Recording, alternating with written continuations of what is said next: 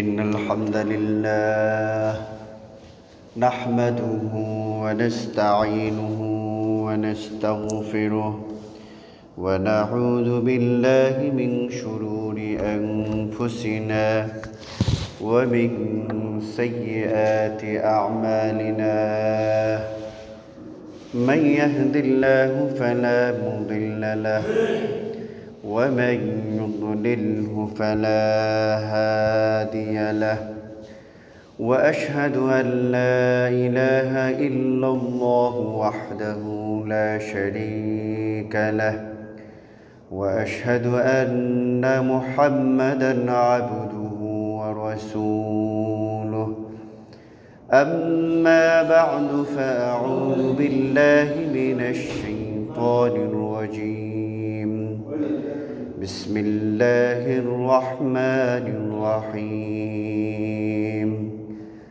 كل نفس ذائقة الموت وإنما توفون أجوركم يوم القيامة فمن زحزح عن النار وأدخل الجنة فقد فاز وما الحياة الدنيا إلا متاع الغرور اللهم صل على محمد وعلى آل محمد كما صليت على إبراهيم وعلى آل إبراهيم إنك حميد مجيد اللهم بارك على محمد وعلى آل محمد كما باركت على إبراهيم وعلى آل إبراهيم إنك حميد مجيد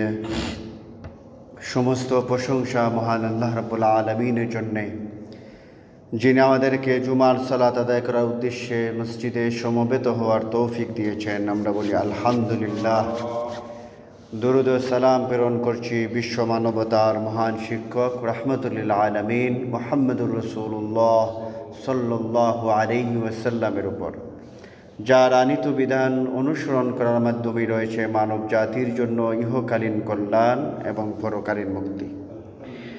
আমি আপনাদের সামনে সূরা আল ইমরানের 185 নম্বর আয়াত থেকে আলোচনা করার চেষ্টা করব। ওমা তাওফীক ইল্লা বিল্লাহ আলাইহি তাওয়াক্কালতু ওয়া ইলাইহি উনীব।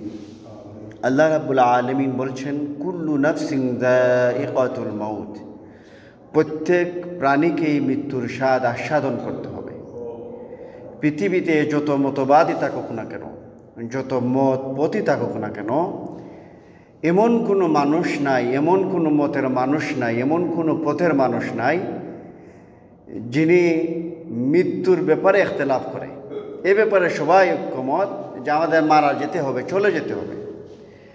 এই পৃথিবীতে চিরকাল থাকার কোনো সুযোগ নাই। প্রত্যেক প্রাণীকেই মৃত্যুর স্বাদ আস্বাদন করতে হবে। এই দুনিয়াতে আমরা চিরকাল থাকার জন্য আসি নাই। এটা চিরস্থায়ী জায়গা নয়। চিরস্থায়ী জায়গা হচ্ছে আখিরাতের জীবন। এটা ক্ষণস্থায়ী জায়গা, যে জীবনের কোনো গ্যারান্টি নাই এবং কখন কার চলে যেতে হবে এইরকমও কোনো গ্যারান্টি নাই, এরকমও কোনো নিশ্চয়তা নেই। বাবার আগে সন্তান চলে যায়, সন্তানের আগে দেখা যায় বাবা চলে যায়, বড় ভাইয়ের আগে ছোটো ভাই চলে যায়। এরকম কোনো সিরিয়াল নাই। আসার সিরিয়াল আছে, যাওয়ার কোনো সিরিয়াল নেই। তো প্রত্যেক প্রাণীকে এই মৃত্যুর স্বাদ আস্বাদন করা লাগবে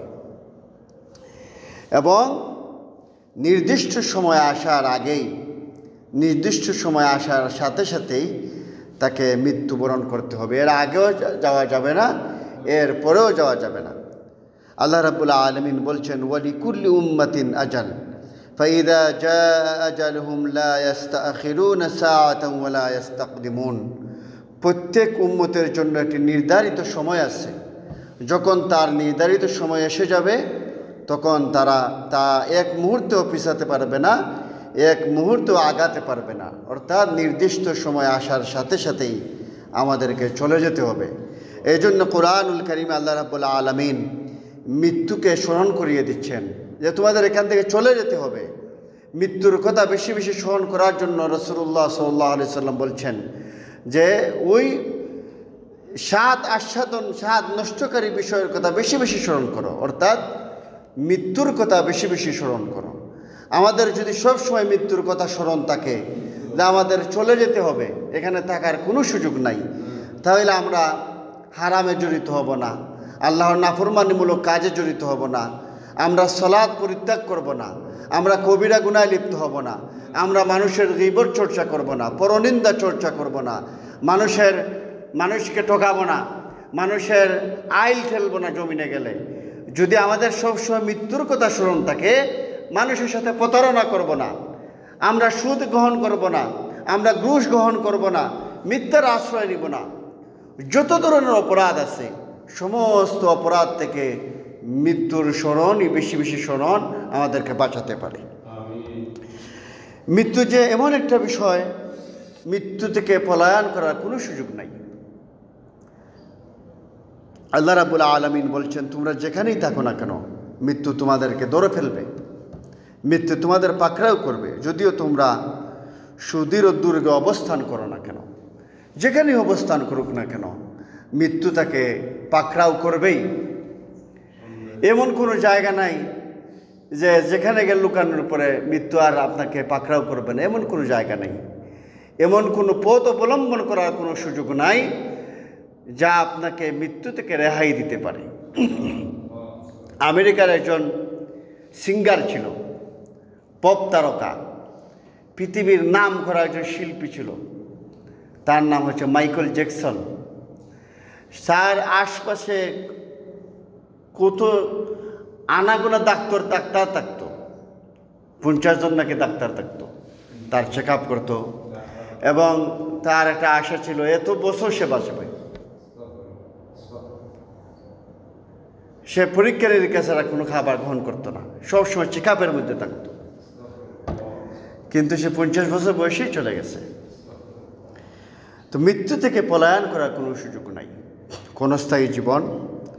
এই জন্য আমাদেরকে দুনিয়ায় যতদিন আমাদের হায়াত আছে, এই হায়াত থাকা অবস্থায় আমাদেরকে আখেরাতের সামান নিয়ে যেতে হবে, আখেরাতের প্রস্তুতি গ্রহণ করতে হবে। আমাদের অন্তরে যাতে অহংকার না থাকে, আমাদের অন্তরে যাতে লোভ না থাকে, আমাদের অন্তরে যাতে হিংসা না থাকে, কবিরা গুনাহ যাতে লিপ্ত না হয়, সালাতটা যাতে ঠিকমতো আদায় করি, এভাবে যাতে আমাদের এই আখিরাতের জন্য প্রস্তুতি গ্রহণ করতে পারি। এই জন্য মৃত্যুর সময় বিলম্বিত হবে না। আল্লাহ রাব্বুল আলামিন বলছেন, যখন কারো নির্ধারিত সময় এসে যায় আল্লাহ কখনো তার মৃত্যু বিলম্ব করেন না। আল্লাহ রাব্বুল আলামিন তোমাদের কাজকর্ম সম্পর্কে ভালোভাবে অবগত। রাসূলুল্লাহ সাল্লাল্লাহু আলাইহি সাল্লাম বলছেন, বুদ্ধিমান ব্যক্তিকে, ইবনে উমর রাদিয়াল্লাহু তাআলা বলেন, রাসূলুল্লাহ সাল্লাল্লাহু আলাইহি সাল্লাম বলেছেন, বুদ্ধিমান সে ব্যক্তি যে নিজেকে নিয়ন্ত্রণ করে এবং মৃত্যুর পরের জীবনের জন্য প্রস্তুতি নেয়, আর দুর্বল সে ব্যক্তি যে নিজের খেয়াল খুশি অনুসরণ করে চলে এবং কোনো আমল না করে আল্লাহর ওপর আশা করে, কোনো কাজ না করে, কোনো আমল না করে আল্লাহর প্রতি আশা করে। সে হচ্ছে বোকা ব্যক্তি, সে হচ্ছে নির্বুধ ব্যক্তি, নামাজ পড়ে না, রোজা রাখে না, হারামে লিপ্ত, কিন্তু তার আশা আছে যে আল্লাহ তো দয়ালু, তিনি মাফ করবেন। মানুষ 5 ওয়াক্ত সালাত আদায় করে, তাহাজ্জুদের নামাজ পড়ে, সার্বক্ষণ জিকির আজকার করে, কোরআন তেলাওয়াত করে, সব ধরনের হারাম থেকে বেঁচে থাকার পরেও তার আল্লাহর নিকে ভয় থাকে যে আল্লাহ আমার মাফ করছেন কিনা। কিন্তু এমন নির্বুধ মানুষ আছে, নামাজ এক ওয়াক্ত নামাজও পড়ে না, জিকির আজকার করে না, তাসবিহ তাহলিল পড়ে না, কোরআন পড়ে না, হারামে লিপ্ত, কিন্তু তার আশা অনেক বড় যে আল্লাহ তো দয়ালু, আমার ক্ষমা করবেন। সাহাবায়ে কেরাম অনেকে জান্নাতের সার্টিফিকেট প্রাপ্ত, তারপরও আকাঙ্ক্ষা থাকতো আল্লাহকে কবুল করলেন কিনা, জাহান্নাম থেকে মুক্তি দিলেন কিনা, এরকম একটা আকাঙ্ক্ষা সবসময় সাহাবায়ে কেরামের মধ্যে থাকতো। অথচ আমরা রাসূলুল্লাহ সাল্লাল্লাহু আলাইহি ওয়াসাল্লাম বাসায় কি নির্বুধ ব্যক্তি, সে যে কোনো আমল না করার পরেও সে আশা করে আল্লাহ আমারে মাফ করবেন। আশা করতে হবে তখন আপনি যখন আমল করবেন, আপনি যখন নিয়মিত 5 ওয়াক্ত সালাত আদায় করবেন, সার্বক্ষণিক ইস্তেগফার করবেন, আল্লাহর কাছে ক্ষমা প্রার্থনা করবেন, তখন আপনি আশা করবেন যে আমি ক্ষমা চাইছি, কান্নাকাটি করছি, আশা করে আল্লাহ ক্ষমা করবেন, এই আশা থাকবে। কিন্তু নামাজ পড়েন না, রোজা রাখেন না, হারামে লিপ্ত, এরকম শত শত মানুষ সমাজে আছে। নামাজে ডাকার পরে বলে যে আল্লাহ দয়ালু, আল্লাহকে আবার জ্বালাইবেন নাকি? এটা হচ্ছে ইহুদিদের কালচার, এটা হচ্ছে খ্রিস্টানদের কালচার। তারা মনে করতো যে আমাদের একটু চুবানো হবে, আবার তুলে নেওয়া হবে। আল্লাহ আমাদের এভাবে জ্বালাইবেন না, যদিও জ্বালান একটু চুবানো হবে।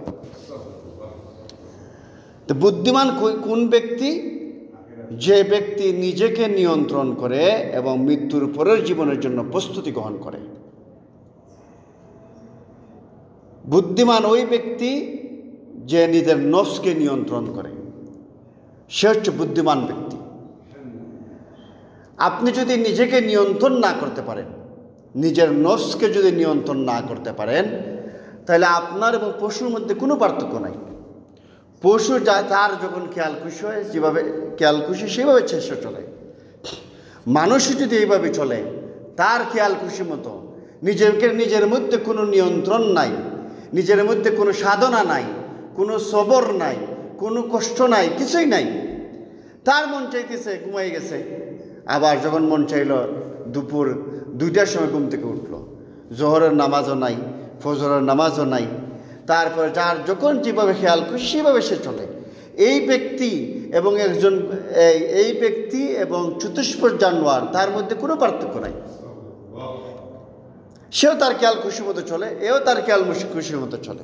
তো বুদ্ধিমান ওই ব্যক্তি যে নিজেকে নিয়ন্ত্রণ করতে পারে।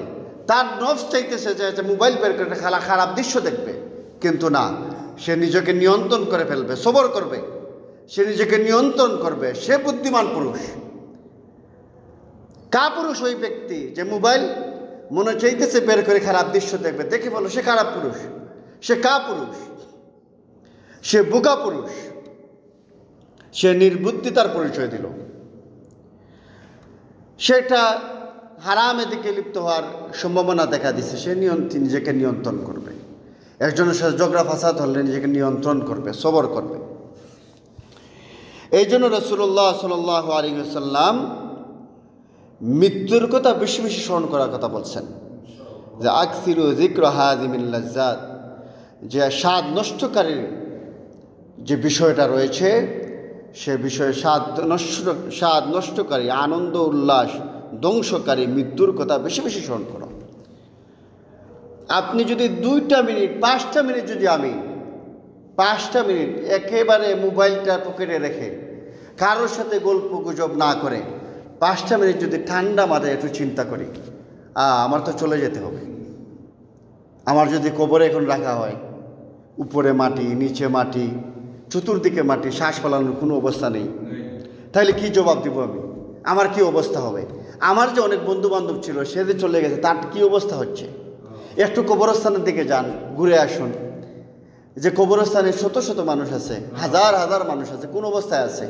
একটু যদি আমি চিন্তা করি যে আমার যদি অবস্থাটা এমন হয় যে সিদ্ধান্ত হয়ে যায় যে আমার জন্য জাহান্নাম নির্ধারিত, তাহলে কি অবস্থা হবে? একটু চক্ষু বন্ধ করলেই দেখবেন সব আনন্দ উল্লাস চলে যাবে, সব খারাপ আকাঙ্ক্ষা চলে যাবে, সব খারাপ চিন্তা মাথা থেকে উধাও হয়ে যাবে, যে এখন আমি মারা গেছি, এখন এই মুহূর্তে আমি চলে গেছি, কি অবস্থাটা হবে? তখন 1000 বার কাকুতি মিনতি করার পরও আর 2টা রাকাত সালাত আদায় করা যাবে না। এমন অসংখ্য যুবক আছে যারা আগামী দিন নামাজ পড়া শুরু করবে, ভালো হয়ে যাবে এই আকাঙ্ক্ষা করছে, কিন্তু আজকে চলে গেছে। এরকম হাজার হাজার যুবক আছে।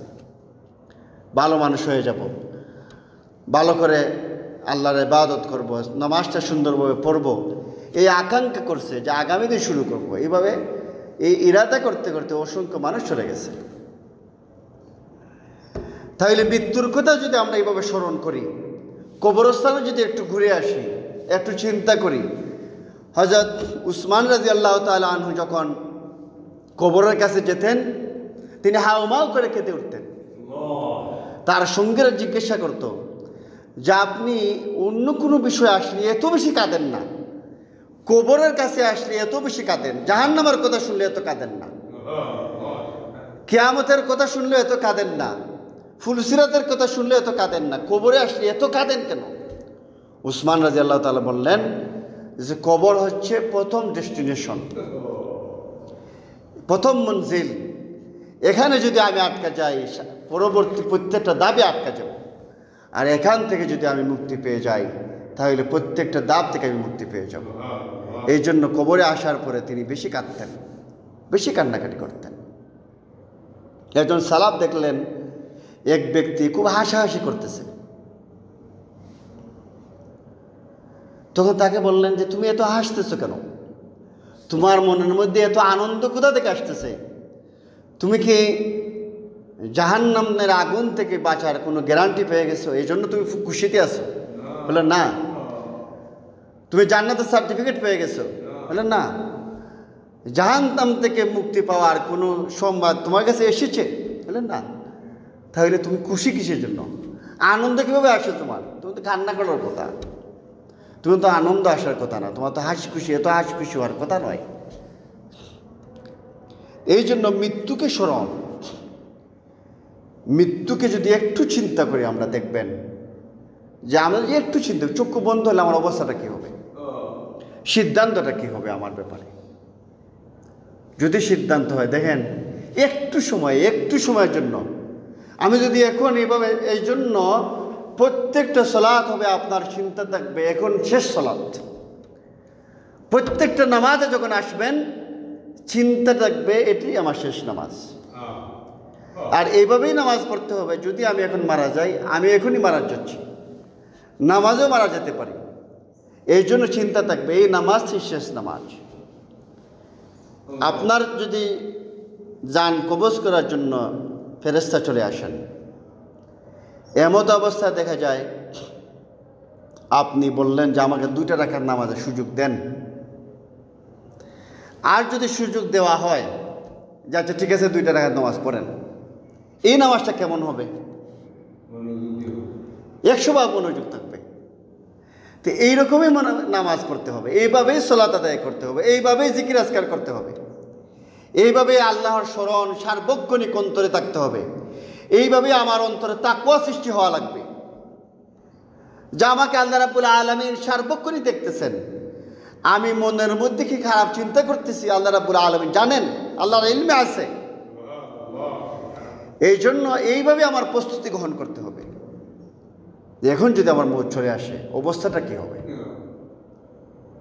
তখন তো আর সুযোগ নাই 2টা রাকাত সালাত আদায় করার। এই জন্য মৃত্যুর কথা স্মরণ আপনার খারাপ কাজ থেকে আমাদের বাঁচাতে পারে। মৃত্যুর কথা স্মরণ আল্লাহর ইবাদতে আমাদের মনোযোগ নিয়ে আসতে পারে। মৃত্যুর কথা স্মরণের মাধ্যমেই আমাদের জীবনটা সুন্দর হতে পারে। বারবার স্মরণ, প্রতিদিনই স্মরণ করা, আমাদের চলে যেতে হবে। এইভাবে প্রতিদিনই স্মরণ করা, চোখে পানি নিয়ে আসেন। যখন আপনি 2টা রাকাত সালাত আদায় করবেন, তাহাজ্জুদের সালাত আদায় করেন, যে আমার চলে যেতে হবে, পরের অবস্থা কী হবে জানি না, তোমার দয়া ছাড়া আমার কোনো উপায় নেই, আপনার দয়া ছাড়া, আপনার মেহেরবানি ছাড়া আমার কোনো পথ নাই, এই জন্য আপনার দয়ার ভিখারি। এইভাবে আল্লাহ রাব্বুল আলামিনের কাছে দোয়া করতে হবে। এই জন্য রাসূলুল্লাহ সাল্লাল্লাহু আলাইহি সাল্লাম বলছেন, যখন মুমিন বান্দা দুনিয়া থেকে বিদায় নিয়ে আখিরাতের দিকে এগিয়ে যায়, তখন আকাশ থেকে সাদা চেহারা ফেরেশতারা নেমে আসে। তারা বলে, হে উত্তম আত্মা, উত্তম প্রাণ, ইয়া আইয়াতুহান নাফসুল মুতমাইন্নাহ, তুমি বের হয়ে আসো, তুমি আল্লাহর ক্ষমা এবং সন্তুষ্টির দিকে বের হয়ে আসো। অবশেষে যখন তাদের কারো কাছে মৃত্যু আসে, সে বলে, হ্যাঁ আমার রব, আমাকে ফেরত পাঠান যেন আমি সৎ কাজ করতে পারি যা আমি ছেড়ে দিয়েছিলাম। কখনো নয়, এটি একটি বাক্য যা সে বলবে, সেদিন তাদেরকে পুনরুত্থিত করা হবে, সেদিন পর্যন্ত তাদের সামনে থাকবে বরজখ। সেদিন এই সুযোগ নাই। যখন ফেরেশতা চলে আসবে, মৃত্যুর ফেরেশতা যখন চলে আসবে, সেই দিন যতই সুযোগ চাওয়া হয় যে আমাদের একটু সুযোগ দেন, আবার চলে যাই, আবার ভালো কাজ করব, আর কখনো খারাপ কাজ করব না, তখন আর এই সুযোগ নাই, তাদেরকে আর সেখানে দেওয়া হবে না। বারা ইবনে আযিব রাদিয়াল্লাহু তাআলা আনহু থেকে বর্ণিত, তিনি বলেন, এক আনসারী ব্যক্তির দাফন কাফনের জন্য আমরা একদিন রাসূলুল্লাহ সাল্লাল্লাহু আলাইহি সাল্লামের সাথে বের হলাম। আমরা কবরের কাছে পৌঁছে গেলাম, তখনও কবর করা শেষ হয়নি। রাসূলুল্লাহ সাল্লাল্লাহু আলাইহি সাল্লাম সেখানে বসলেন। আমরা তার চারপাশে এমনভাবে বসে গেলাম যেন আমাদের মাথার উপর পাখি বসেছে।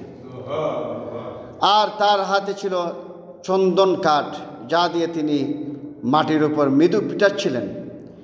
তিনি তখন মাথা জাগালেন আর বললেন, তোমরা কবরের শাস্তি থেকে আল্লাহর কাছে আশ্রয় প্রার্থনা করো।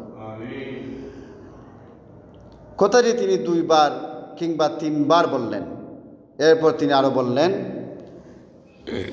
কবরের আযাব থেকে পানা চাওয়ার জন্য রাসূলুল্লাহ সাল্লাল্লাহু আলাইহি সাল্লাম প্রত্যেক সালাতের মধ্যে তিনি একটা দোয়া পড়তেন। সালাতের শেষ দিকে, আল্লাহুম্মা ইন্নী যালামতু নাফসি যুলমান কাসীরা ওয়া লা ইয়াগফিরুয যুনুবা ইল্লা আনতা ফাগফির লি মাগফিরাতাম মিন ইনদিকা ওয়ারহামনি ইন্নাকা আনতাল গফুরুর রহিম। এটা পড়ার পরে রাসূলুল্লাহ সাল্লাল্লাহু আলাইহি সাল্লাম বলতেন, আল্লাহুম্মা ইন্নী আউযু বিকা মিন আযাবি জাহান্নাম ওয়া আউযু বিকা মিন আযাবিল কবর ওয়া আউযু বিকা মিন ফিতনাতিল মাসীহিদ দাজ্জাল ওয়া আউযু বিকা মিন ফিতনাতিল মাহইয়া ওয়াল মামাত। যে আল্লাহ, তুমি আমার জাহান্নামের আগুন থেকে বাঁচাও, কবরের আযাব থেকে বাঁচাও, দাজ্জালের ফিতনা থেকে বাঁচাও, জীবন এবং মৃত্যুর ফিতনা থেকে বাঁচাও। এই দোয়াটা রাসূলুল্লাহ সাল্লাল্লাহু আলাইহি সাল্লাম প্রত্যেক সালাতেই পড়তেন। রাসূলুল্লাহ সাল্লাল্লাহু আলাইহি সাল্লাম এই জন্য বলছেন যে তোমরা আল্লাহ রাব্বুল আলামিনের কাছে তোমরা আশ্রয় প্রার্থনা করো কবরের শাস্তি থেকে। এরপর রাসূলুল্লাহ সাল্লাল্লাহু আলাইহি সাল্লাম বললেন, যখন কোনো ইমানদার বান্দা পৃথিবী থেকে বিদায় নিয়ে আখিরাতের দিকে যাত্রা করে, তখন আকাশ থেকে তার কাছে ফেরেশতা আসে। তাদের চেহারা থাকবে সূর্যের মতো উজ্জ্বল, তাদের সাথে থাকবে জান্নাতের কাফন ও সুগন্ধি। তারা তার চোখ বন্ধ করা পর্যন্ত তার কাছে বসে থাকবে। মৃত্যুর ফেরেশতারা এসে তার মাথার কাছে বসবে। সে বলবে, হে সুন্দর আত্মা, হে প্রশান্ত আত্মা, তুমি আল্লাহ তাআলার ক্ষমা এবং সন্তুষ্টির দিকে বেরিয়ে এসো। ইয়া আইয়াতুহান নাফসুল মুতমাইন্নাহ ইরজিই ইলা রাব্বিকি রাদিয়াতাম মারদিয়্যাহ ফাদখুলি ফি ইবাদি ওয়াদখুলি জান্নাতি। যারা দুনিয়ার জীবনে আল্লাহ রাব্বুল আলামিনকে ভয় করত, যারা আল্লাহ রাব্বুল আলামিনের সন্তুষ্টিমূলক জীবন যাপন করত, এই সমস্ত মানুষ যারা জান্নাতি, যারা সিদ্ধান্ত হয়ে যাবে জান্নাত, তাদেরকে এভাবে ডাকা হবে সম্মানজনকভাবে, হে প্রশান্ত আত্মা, তুমি বেরিয়ে আসো, রবের ক্ষমার দিকে বেশি বেরিয়ে আসো, সন্তুষ্টিমূলক জীবন যাপনের দিকে বেরিয়ে আসো, সন্তুষ্টির দিকে বেরিয়ে আসো। তখন আত্মা বেরিয়ে আসবে, যেমন বেরিয়ে আসে পান পাত্র থেকে পানির ফুটা, অর্থাৎ একটা পানির পেয়ালা থেকে যেভাবে পানি বের হয়ে আসে, সহজভাবে বেরিয়ে আসে, কোনো কষ্ট নাই। একটা বোতল থেকে পানি বের হয়ে আসে সহজভাবে। এইভাবে একজন প্রশান্ত আত্মার অধিকারী, যিনি জান্নাতি ব্যক্তি, আমলওয়ালা মানুষ, পরহেজগার মানুষ, যিনি দুনিয়ার জীবনে আল্লাহ রাব্বুল আলামিনের ব্যাপারে তাকওয়া অবলম্বন করতেন, যিনি আল্লাহ রাব্বুল আলামিনকে সন্তুষ্টিমূলক জীবন যাপন করতেন, তার আত্মাটা এইভাবে, যেভাবে পানির বোতল থেকে পানি বের হয়ে আসে, সেইভাবে সহজভাবে বের হয়ে আসবে। সে আত্মাকে গ্রহণ করে এক মুহূর্তের জন্য ছাড়বে না ফেরেশতারা। তাকে সেই জান্নাতের কাফন পরাবে, সুগন্ধি লাগাবে।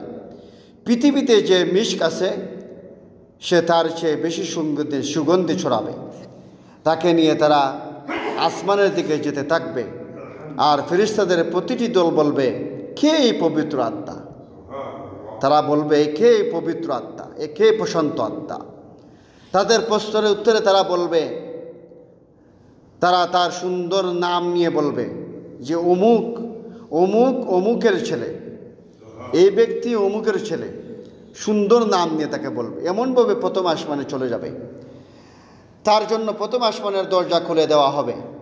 এমনি করে প্রতিটি আসমান অতিক্রম করে যখন সপ্তম আসমানে যাবে, তখন আল্লাহ রাব্বুল আলামিন বলবেন, আমার বান্দা আমার বান্দার আমল নামাটা ইল্লিনে রেখে দাও, আর আত্মাটা দুনিয়াতে তার দেহের কাছে পাঠিয়ে দাও। এরপর কবরে তার দেহের সাথে আত্মাকে দেওয়া হবে। প্রশ্ন উত্তরের জন্য দুজন ফেরেশতা আসবে। তারা প্রশ্ন করবে, তোমার রবকে, আমার রব্বুকা? সে বলবে, আমার রব হচ্ছেন আল্লাহ রাব্বুল আলামিন। তারা প্রশ্ন করবে, তোমার দিন কি, জীবন ব্যবস্থা কি তোমার? সে উত্তরে বলবে, আমার দিন হচ্ছে ইসলাম। দুনিয়ার জীবনে যারা ইসলামকে জীবন ব্যবস্থা, ইসলাম হচ্ছে জীবন ব্যবস্থা।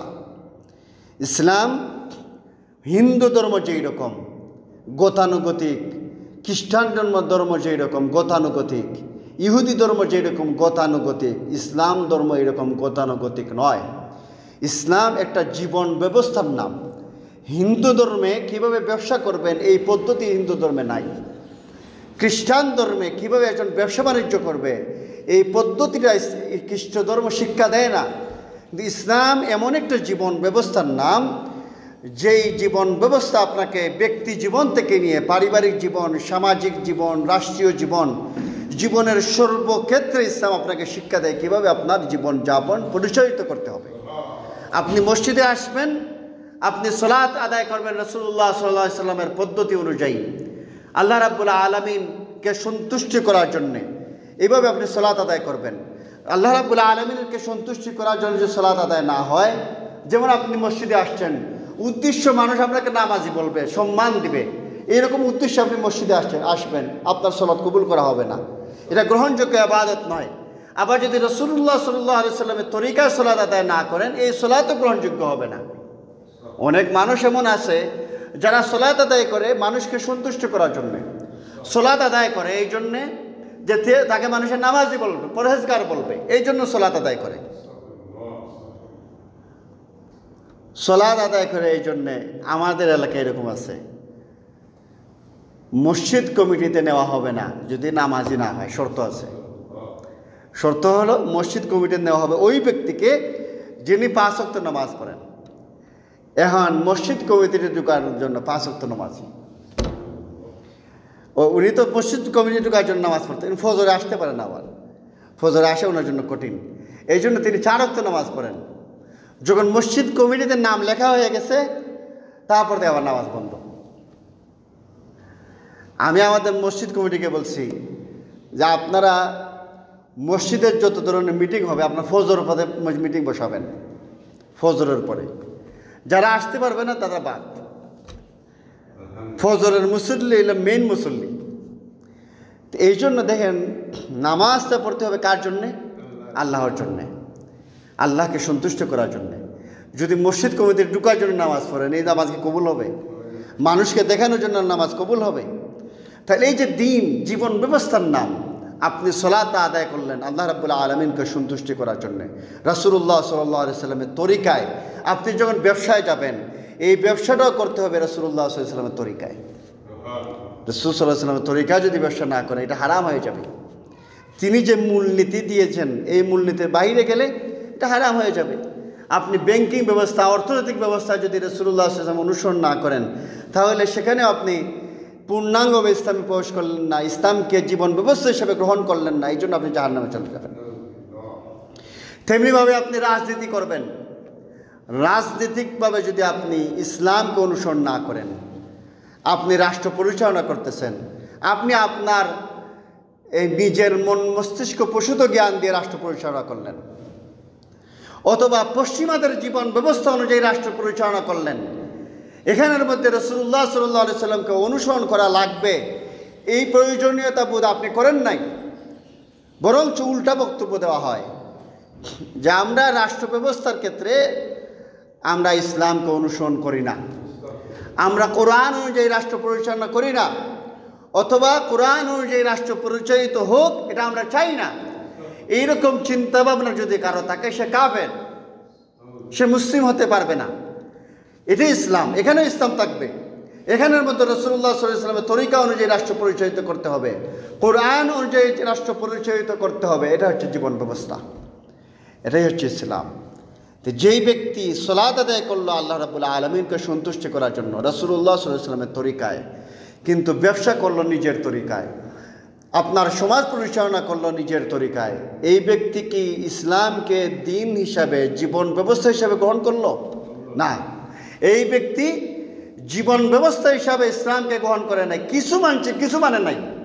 কিতাবের কথাকে নিজের ইচ্ছা মতো গ্রহণ করছে, তার খেয়াল খুশি মতো ইসলামকে গ্রহণ করছে, তার খেয়াল খুশি মতো এটা জীবন ব্যবস্থা বানিয়ে নিয়েছে। সে ব্যক্তি জীবন একভাবে পরিচালিত করছে, রাষ্ট্রীয় জীবন একভাবে পরিচালিত করছে, সামাজিক জীবন আরেকভাবে পরিচালিত করছে। এই জন্য আল্লাহ রাব্বুল আলামিন বলছেন, আফাতুমিনুনা বিবা'দিল কিতাবি ওয়া তাকফুরুনা বিবা'দ ফামা জাযাউ মান ইয়াফআলু যালিকা মিনকুম ইল্লা খিzyun ফিল হায়াতিদ দুনিয়া ওয়া ইয়াউমাল কিয়ামাতি ইউরাদ্দুনা ইলা আশাদ্দিল আযাব। যারা কিতাবের কিছু কথাকে মানবে আর কিছু কথাকে করবে অস্বীকার, তাদেরকে দুনিয়ার জীবনের লাঞ্ছনার জীবন দেওয়া হবে। মুসলিমরা দুনিয়ার প্রতিটি দেশে, প্রতিটা প্রান্তে লাঞ্ছিত, অপমানিত।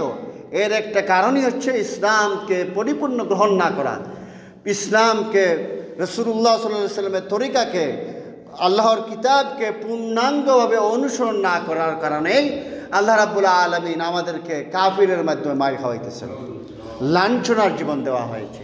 আর আখিরাতের জীবনে তো শাস্তি রয়েছে। যারা দুনিয়ার জীবনে পূর্ণাঙ্গ ইসলামকে জীবন ব্যবস্থা হিসেবে না মানবে, এই সমস্ত মানুষকে যখন প্রশ্ন করা হবে তোমার জীবন ব্যবস্থা কী ছিল, তোমার দিন কী ছিল, সে উত্তর দিতে পারবে না। কবরের জীবনে যদি উত্তর সঠিকভাবে দেওয়া লাগে, আল্লাহকে রব হিসাবে মানতে হবে, আল্লাহর ইবাদতটা পূর্ণাঙ্গভাবে করতে হবে, আল্লাহকে পূর্ণাঙ্গ আনুগত্য করতে হবে।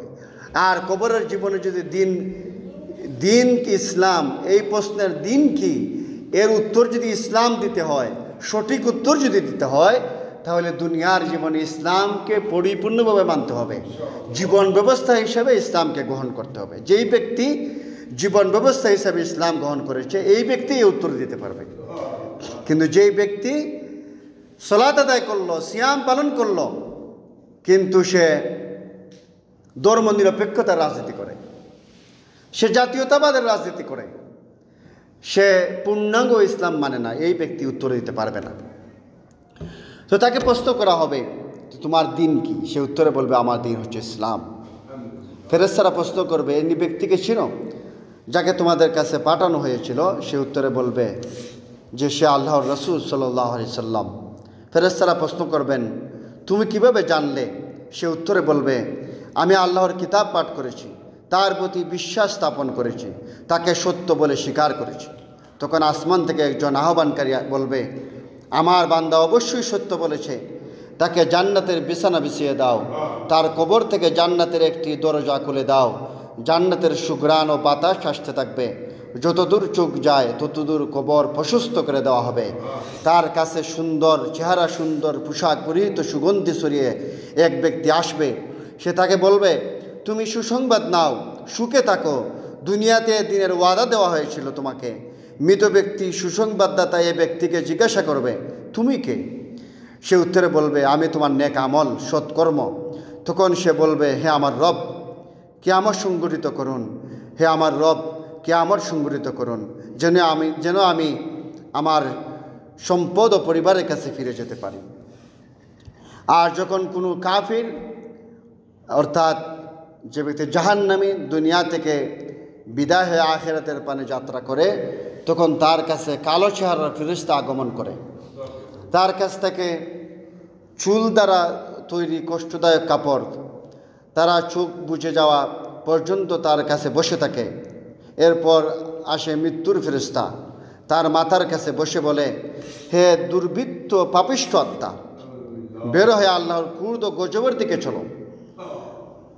তখন তার দেহ প্রচণ্ড কম্পন শুরু হয়, তার আত্মা টেনে বের করা হয়, যেমন আর্দ্র রেশমের ভিতর থেকে লোহার ব্রাশ বের করা হয়।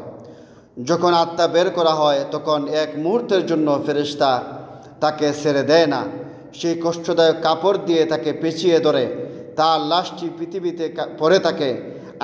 আত্মাটি নিয়ে যখন উপরে উঠে তখন ফেরেশতারা বলতে থাকে কে এই পাপিষ্ঠ আত্মা? তাদের উত্তরে তার নাম উল্লেখ করা হয় অমুক অমুক অমুকের ছেলে। প্রথম আসমানে গেলে তার জন্য দরজা খোলা অনুরোধ করা হলে দরজা খোলা হয় না।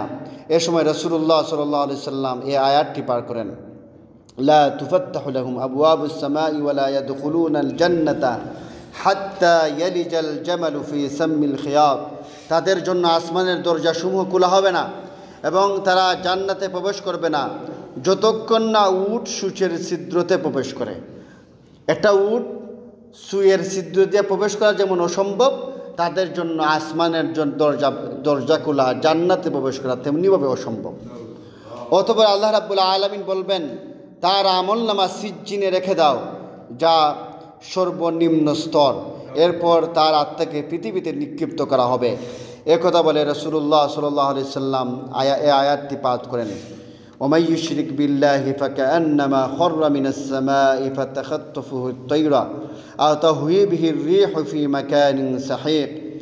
আর যে আল্লাহর সাথে শরিক করে সে যেন আকাশ থেকে পড়ল, অতঃপর পাখি তাকে সু মেরে নিয়ে গেল, কিংবা বাতাস তাকে দূরের কোনো জায়গায় নিক্ষিপ্ত করলো।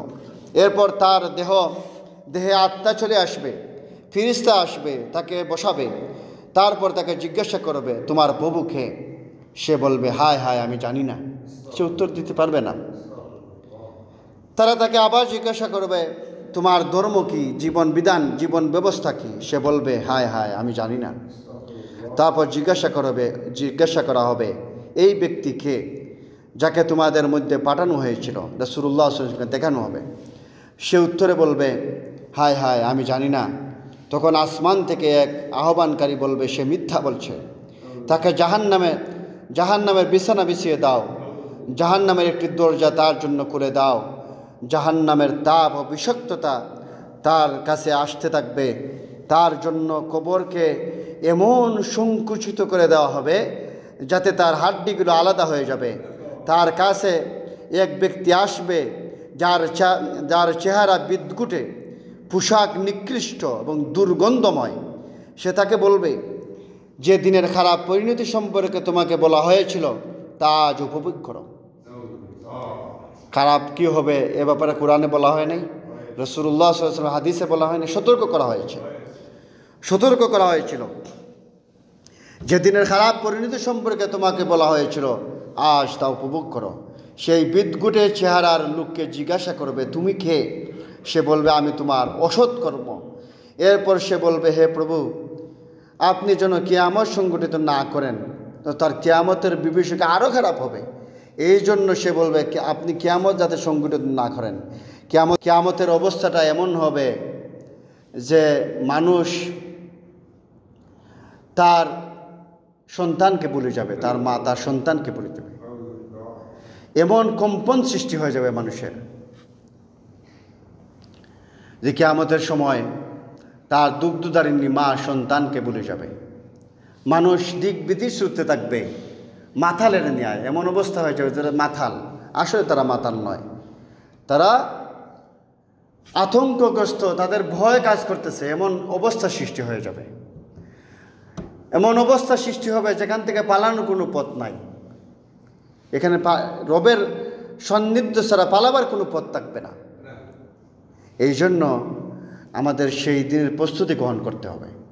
এ ক্ষণস্থায়ী জীবন, কারো কোনো গ্যারান্টি নেই যে আপনার 15 বছর বয়স, 17 বছর বয়স অথবা 20 বছর বয়স, যৌবনটা শুধুমাত্র আসলো, সারাটা জীবন তো পড়ে রয়েছে না, এরকম কোনো গ্যারান্টি নেই। আপনি বের হয়েছেন, বাজারে গেছেন, দেখবেন একটা গাড়ি ধাক্কা মেরে আপনাকে নিয়ে চলে গেছে, কোনো গ্যারান্টি নেই। এই জন্য দুনিয়ায় থাকা অবস্থায় আখিরাতের সামানকে গ্রহণ করতে হবে। যাদেরকে জান্নাত দেওয়া হবে এবং জাহান্নাম থেকে মুক্তি করা হবে, এরাই হচ্ছে সফল কাম। কুল্লু নাফসিন যায়িকাতুল মাউত ওয়া ইন্নামা তুওয়াফাউনা উজুরাকুম ইয়াওমাল কিয়ামাহ।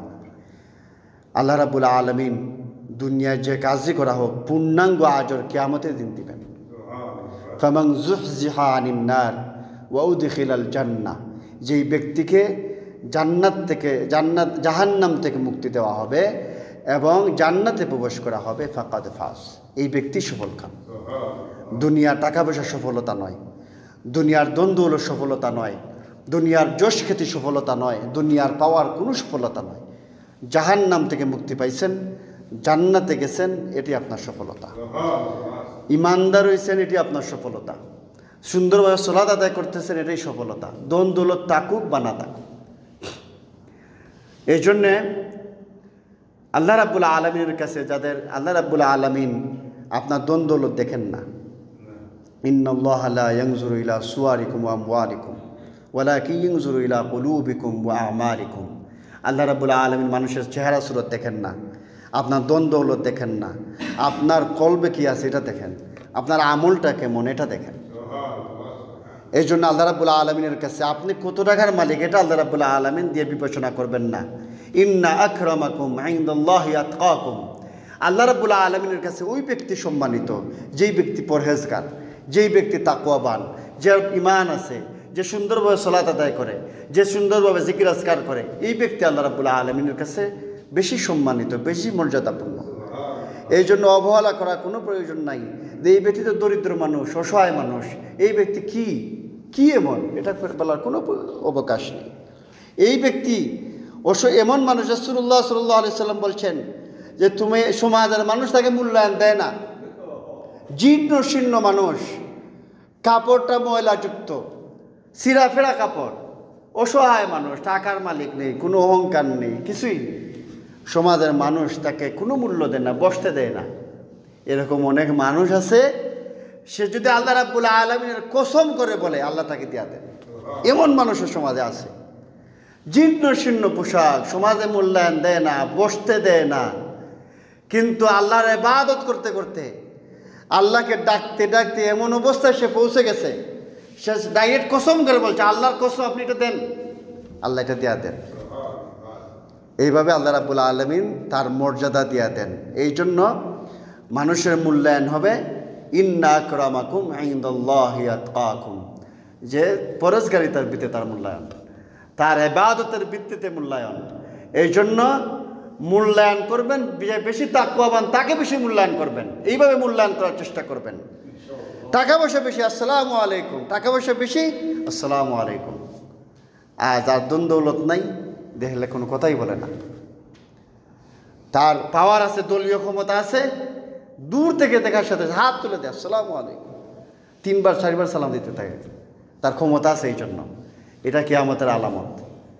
তার পাওয়ার দিকে লোক দেখে দেখে সালাম দেওয়া, এটা কিয়ামতের আলামত।